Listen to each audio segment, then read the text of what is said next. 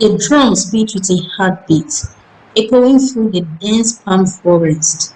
In the center of Obioma village, the people had gathered in a wide circle around the sacred iroko tree, awaiting the moment. An old priest, his face painted in white chalk, danced under the rhythm, his staff adorned with cowries and feathers. His eyes were closed, his lips muttering ancient words. Suddenly he stopped. The crowd hushed. He pointed with his staff. Ezenwayi, the goddess of the waters, has chosen her bride. Let Adaeze step forward. Gasps echoed. Adaeze stood frozen in place, a calabash of water shaking in her hands. Her heart thundered. She was only 17. Beautiful, yes, known for her eyes like udummiri and skin like roasted kola. But she had never imagined the gods would pick her to be the sacrifice to the river goddess, the bride. Her mother, Urenna, covered her mouth in disbelief. Chineke me, the river goddess, my daughter. Adaeze stepped forward, numb. Her fate was sealed. As the chosen bride of Ezenwani, she would be dedicated to the river shrine, living in sacred seclusion, forever untouched by mortal men. But Adaeze had a secret. His name was Edward Cook, a British missionary's son who had been stationed in Obioma to assist his father in translating the Bible. He had taught her to read by the stream, and in turn, she had shown him how to pound yam and dance to the ogene. They had fallen in love, and now that love had become forbidden. Night fell over the village, with fireflies dotting the bushes like wandering spirits.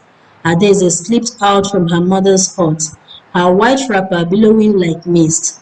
She met Edward by the same stream where they had their first kiss. "They've chosen me for Ezenwine," she whispered. His blue eyes widened. "You mean they're marrying you to a god?" She nodded. Her voice cracked. "They say I must never see a man again. I belong to the river now." Edward clenched his jaw. "No, you belong to no one but yourself." She smiled sadly. "Here, it does not work that way." He took her hand. "Then live with me tonight. We go to Onitsha. Take the steamboat. We will be free." Adaeze hesitated.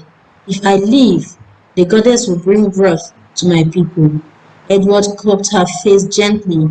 "Do you believe that?" She looked away. "I don't know what to believe anymore." That same night, under a moon smeared with red clouds, Adaeze packed only a few things: beads, her late father's anklets, and a small gourd of river water. Edward waited by the edge of the bush path with a small lantern and two bags. They fled under the cover of night, past the whispering trees and croaking frogs, under the winding path toward the next village. But as they reached the river bank, a loud crack split the air like thunder. "Adaeze!" The voice was shrill, inhuman. The river began to churn violently. A snake slithered from the water, enormous, glowing with blue scales and crimson eyes. Adaeze screamed. Edward stepped in front of her, shaking but brave.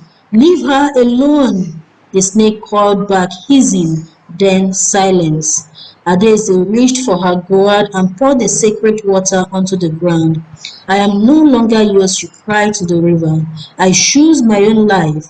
The snake shrieked and vanished into the depths, the river settling into stillness. They made it to Onitsha. 3 days later, news came from Obioma. The river had dried. The fish floated belly up. Children fell ill. The oracle declared the wrath of Ezenwine was upon the land. Villagers blamed Urenna.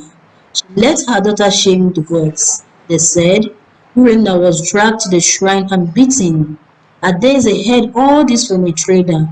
Guilt crushed her chest like a stone. Her love had freed her, but damned her people.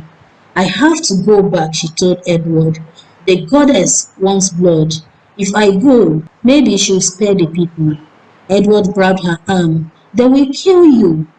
I'm already dead inside, she responded. She returned, barefoot in a white wrapper, her hair undone. The villagers fell to their knees as she walked through the square like a ghost. The priest emerged, chanting, "You have broken the covenant, but the goddess is merciful. You must enter the river and never return." Rena wept. "My daughter, no!" Edward stepped forward. "No!